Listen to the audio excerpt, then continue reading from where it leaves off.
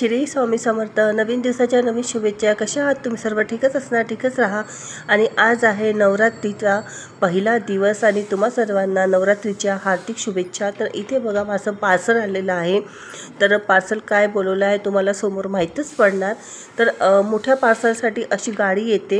ह्या गाडीमध्ये मोठे पार्सल राहतात आणि छोटे पार्सलसाठी टू व्हीलरवर एक दादा येतो। तर बघा असं पार्सल आलेलं आहे। ह्या दादांनी आणून दिलेलं आहे पार्सल। तर हा बॉक्स आहे आणि आता थोड्या वेळात तुम्हाला माहीतच पडणार आहे। तर मी बघत आहे की माझंच पार्सल आहे की काय। तर मी ॲड्रेस वगैरे सगळं चेक करत होते, नाव वगैरे। तर बघा आता मी ह्या बॉक्सला ओपन करून घेते कैचीच्या साहाय्याने।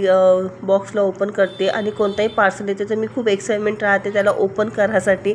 आणि हे पार्सल मी मिशोवरून बोलवलेलं आहे। तर बघू शकता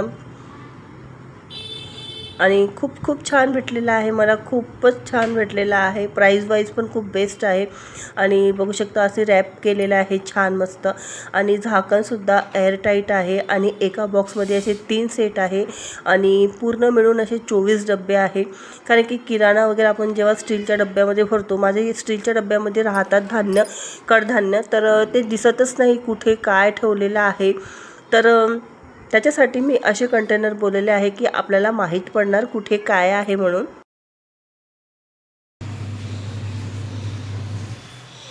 तर इथे बघू शकता मी आता पुन्हा साफसफाई म्हणजे करणार आहे। देवाची पूर्ण पसारा पाडून ठेवला आहे मी। तर बघू शकता याला सगळं पूसपास करून आता व्यवस्थित ठेवणार आहे। देवांची वगैरे आंघोळ मी करायचीच आहे, कारण की मी एकदा म्हटलं सगळं पूसपास करून घेते आणि त्यानंतर तेव्हा धुवून वगैरे त्याची मांडणी करते। तर इथे बघा मी चौरंगावर मांडत असते देव। तर आधी मी सॉफ्टस्टिक वगैरे काढून घेतलेला आहे, छान मस्तपैकी पुसून घेतलेला आहे चौरंग। कारण की आता पावसाळ्याचं काय होते, जाळे आणि कातीनं जिथे तिथे जाळे आणि कातीनं होत आहे। त्याच्यामुळे मग मी म्हटलं आता एकदाच पूर्ण पुसूनच घेते मी व्यवस्थित सगळं काढून। तर इथे पूर्ण पसारा काढून घेतलेला आहे ना। आता मी याची पूर्ण साफसफाई करून व्यवस्थित मांडून घेते। आणि माझ्याकडे एवढी मंदिराची जागा केलेली आहे, 3 फुटापेक्षा जास्त आहे। पण सध्या फर्निचर व्हायचं आहे, कारण की फर्निचरचं काम थांबलेलं आहे आमचं सध्या। तर ते केल्यानंतर इथे पूर्ण म्हणजे मंदिरच येणार आहे, पूर्ण हे देवाचीच जागा केलेली आहे आम्ही। तर मग त्यानंतर मग असा पसारा दिसणार पण नाही। तर आता चला मी मांडणी करून घेते पटकन। तर इथे बघा सगळे देव मी मांडून घेतलेले आहे साफसफाई करून। तर धूळ आणि जाळे खूप होतात, तर हप्त्यातून 2 वेळा तरी हे कपडे वगैरे चेंज करावंच लागते। एकदा तरी हप्त्यातून एकदा तरी मी करतेच म्हणा, कारण की खालून वगैरे साफ करावं लागते। तर याप्रमाणे मांडून घेतले आहे सध्या। तर इथे असा पसारा लावून दिलेला आहे, कारण की आपल्याला हे रोज हातोहाती लागतातच सामान। आणि जिथपर्यंत माझं म्हणजे मंदिर आणि डावर वगैरे होणार नाही तिथपर्यंत हे असंच राहणार आहे। इथे घमिल्यामध्ये निरम्याचं पाणी घेतलेलं आहे। याच्यात मी विम जेल, थोडंसं मीठ आणि आपलं थोडंसं कपडे धुवायचं लिक्विड टाकलेलं आहे। आणि इथे कापड हातरून घेतलेलं आहे छान। आणि आता हे डब्बे मला मेन म्हणजे क्लीन करायचे आहे, त्यासाठी मी इथे एवढं तामझाम केलेलं आहे। आणि आता हे डब्बे मी याच्यात टाकून क्लीन करते।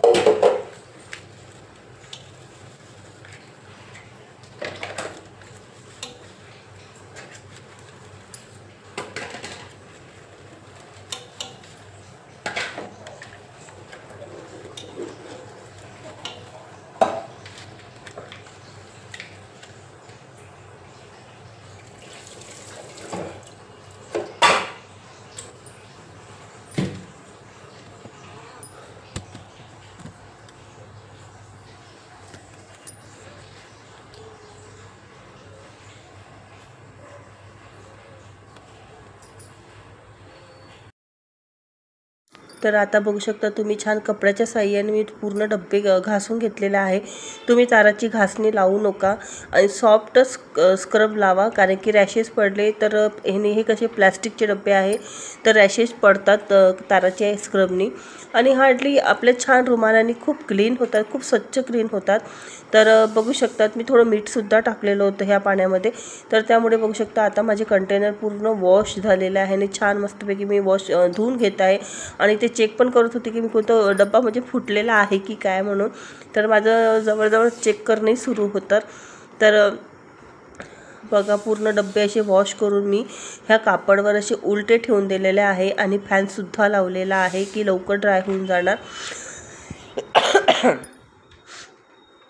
आणि तुम्ही गरम पाणीसुद्धा यूज करू शकता. गरम पाणी हार्डली कोमट असावं, जास्त गरम नाही, कारण की प्लास्टिक असल्यामुळे. आणि खूप खूप खूप म्हणजे आवश्यक डबे आहे आणि खरंच खूप कामी पडतात. आपलं किचनसुद्धा ऑर्गनाईज राहते आणि खूप व्यवस्थित दिसते आणि आपल्याला पटकन झटपट सामान भेटते की कुठे काय ठेवलेलं आहे ट्रान्सपरंटमुळे. तर तुम्हीसुद्धा असे डबे बोलवून बघा, खरंच तुम्हाला खूपच किचनमध्ये खूप खूप खूप कामी पडणार, खूप सहाय्य होणार तुम्हाला किराणा वगैरे शोधायला कुठे काय ठेवलं आहे. आणि मी हे दाखवत आहे की बघा अंदरून एक रबर लागलेला आहे, त्याच्यामुळे काय होते आपला जो सामान आहे तो एअरटाईट राहते, हवा जात नाही आणि त्यामुळे काय होते किडे वगैरे लागत नाही. आणि बघा वॉश वगैरे करून झालेले आहे माझे बघा सर्व डब्बे मी धुवून घेतलेले आहे म्हणजे उघडे आणि हे ठेवलेले 24 कंटेनर आहे. तर ठेवलेले आहे याचे स्पून सुद्धा दिलेले आहे, वॉश करून घेतलेले आहे. पण स्पून सहसा कामी पडत नाही, मला पण गरज तर नाही लागणार, पण छान वॉश करून घेतलेले आहे. आणि पंखेशीर ठेवलेले आहे, मी बघू शकता पंखा सुरू आहे, तर पंखेशीर ठेवलेले आहे. आणि थोडे वाढल्यानंतर मी याला कॉटनच्या कपड्याने पुसून घेणार आता व्यवस्थित. थोडे वाढले आणि याच्यानंतर मग वाढल्यानंतर याला एक दिवस असं ड्राय ठेवणार, उलटे करून जसे आता असे ठेवलेले आहे उघडे, आणि पुसून घेऊन असे ठेवणार पंखेखाली, तर पूर्ण व्यवस्थित प्रमाणे ड्राय होऊन जाणार. आणि त्यानंतर मी याच्यात आपले किराणा भरणार. छान आहे, बेस्ट आहे. श्री स्वामी समर्थ. तर आज आहे नवरात्रीचा पहिला दिवस आणि इतकी गरमी होत आहे, खूप गरमी होत आहे. सहसा हार्डली नवरात्रीमध्ये थंडी सुरू होऊन जाते, पण इथे तर असं वाटत आहे नागपूरमध्ये मार्च एप्रिल महिना सुरू आहे, इतकी गरम होत आहे. आणि आज मी बनवणार आहे तुरीच्या डाळीची आमटी. तर चला तुमच्यासोबत रेसिपी शेअर करते. तर इथे मी तुरीची डाळ 1 घंटे अगोदर भिजू टाकलेली होती आणि इथे मी त्याला बारीक करून घेतलेला आहे मिक्सरच्या साहाय्याने.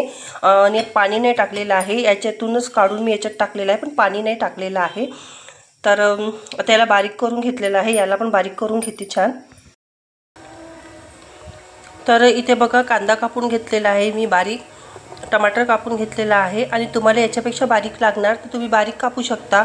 आणि याच्यात बघा तुरीची डाळाची पेस्ट करून घेतली होती. याच्यात मी तांदळाचं पीठ टाकलेलं आहे, बेसन टाकलेलं आहे, तिखट, मीठ, हळद आणि थोडासा गरम मसाला आणि आपलं धने पावडर टाकलेला आहे. आणि याला एकजीव करून घेणार आहे. आणि पातळ पाणी टाकू नका, कारण की आपल्याला तुरीतले गोळे बनवायचे आहे, बॉल्स बनवायचे आहे. तर अशातले आपण लवड बनवूया, आपल्याला तुरीचे लवड म्हणता येणार, तर तुरीचे लवड बनवणार आहे. त्याच्यासाठी याला पाणी नाही टाकायचं आहे, याला छान असे गोळे बनल्या पाहिजे.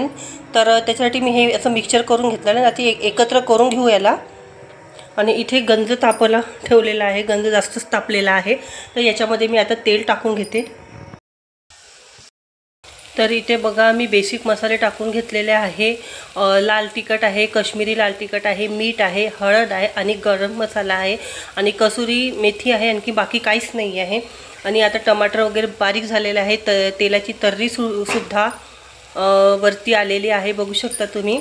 आणि आता जे मिक्सरमध्ये मी बारीक केलेलं होतं तुरीची डाळ, तेच त्यातलंच पाणी मी याच्यात टाकून घेणार आहे.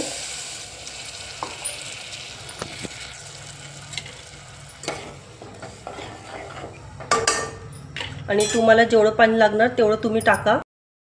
तर बघा उकळी खूप छान आलेली आहे ना, अशी उकळी आलेली पाहिजे. तर इथे आपल्याला सारण पण तयार आहे.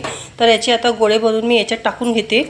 तर गॅस कमी करून घेते अगोदर. आणि बघा असे गोळे करायचे आहे छोटे छोटे. असे गोळे बघा.